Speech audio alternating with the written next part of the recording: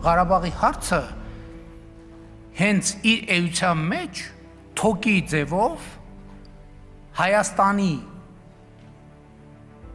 վզին գցած պարանի գործառույթով են օգտագործել շատ երկրներ։ Մեր կոլեկտիվ պատմական հիշողությունն այսօր փորձում են ձևավորել եւ Նիկոլ Փաշինյանի ռեժիմը իրեն հարմար տեսակետից, եւ Ադրբեջանը, եւ Թուրքիան, եւ Եվրամիության ու Միացյալ Նահանգների ֆինանսավորմամբ աշխատող բազմաթիվ հասարակական կազմակերպություններ ու գործիչներ։ Երբ նայում ես, թե ինչպիսի Հայաստանի մասին է պատկերացում կազմվում, ապշում ես, քանի որ փաստացի 1991-ից այս կողմ անկախ Հայաստանի ձևավորման ամբողջ գործընթացը ներկայացվում է որպես անվերջ թալանի պատմություն եւ ուրիշ ոչինչ։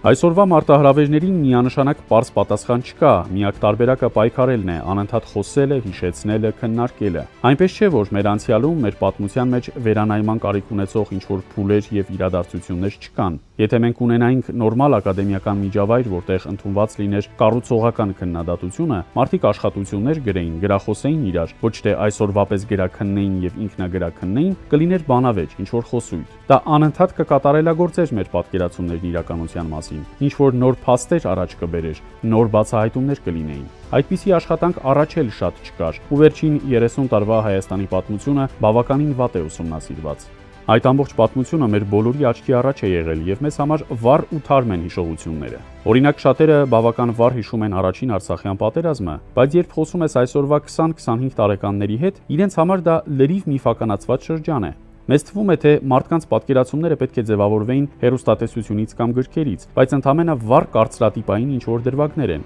Օրինակ, ուսանողին հարցնում ես, թե առաջին պատերազմի որ գործողությունից է տեղյակ, ասում է հարսանիք լեռներում, եւ երբ հարցնում ես դրա մասին, պատասխանում է, թե գնում են լեռներ, հարսանիք են անում։ Այդ վերնագիրը տպավորվել է, բայց մարդը չգիտե իրականությունը։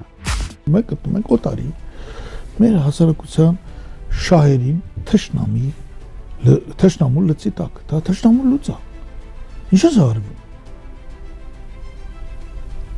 Որ դու ինչ գործ ունես եկեղեցի ուտել։ Օրինակ ես եղել եմ շատ քննադատել եմ եկեղեցին, իր միջնադարյան քաղաքականությունները բաները։ Սա իմ կարծիքն է որպես հավատավոր։ Բայց ես ոչ չեմ ասել եկեղեցի սենց արա, նենց արա, նենց, դա իմ գործը չի։ Այսինքն սրբության սրբոցները ասած իրար հետևից գնացել են։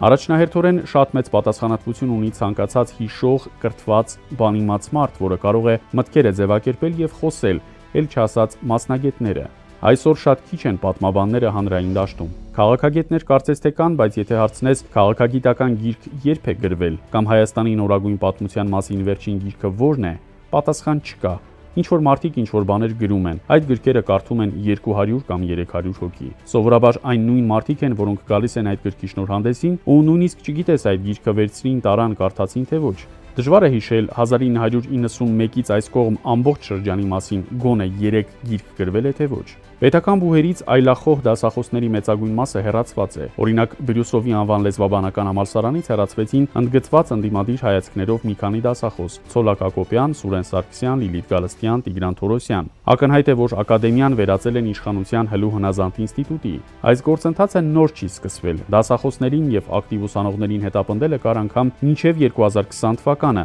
երբ Երևանի պետական համալսարանի ուսխորհրդի նախագահ Դավիթ Ափոյանին ցուցադրաբար ձերբակալեցին հենց համալսարանում։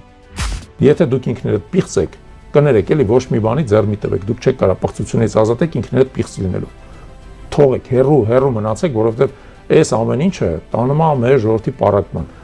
Անկեղծ եղեք, ասեք, դա ձեր նպատակը։ Ուզում եք մեր ժողովրդին շարունակեք պառակտել։ Սև սպիտակել չի աշխատում, հիմա էլ պառակտման թազա ձև է գտել։ Հետ կանգնեք դրանից, որովհետև սա ամեն ինչը տանելու է աղետի, այս աղետի տակ դուք եք մնալու։ Լրիվ խոպան իրավիճակ է ստեղծվել, որում սկսվել է աննախադեպ մասշտաբի թշնամական քարոզչություն ուղղված պետական ինստիտուցիոնալ հիշողության դեմոնտաժին, բայց որում ներգրավված են ոչ միայն պետական ռեսուրսները։ Եվ նպատակը մեր նորագույն պատմության սրբագրումն է։ Սա այն դեպքում, երբ մարդիկ, որոնք մեր կողքին են, ապրել են 80-ական, 90-ական թվականներին, տեսել են Խորհրդային Միության կոլապսը, երկրաշարժը, շրջափակումը, Արցախյան հաղթական ազատամարտը, ապա եւ հիշում են, թե ինչերի միջով անցավ մեր հասարակությունը մինչեւ 2018, իներցիայով 2019 թվականը, ինչպես ոտքի կանգնեց, եւ այսօր այդ ամենը հետեւողականորեն սրբագրվում ու ոչնչացվում է։ Այդ ամենից պատմության մեկ պատառիկ էլ չպետք է մնա։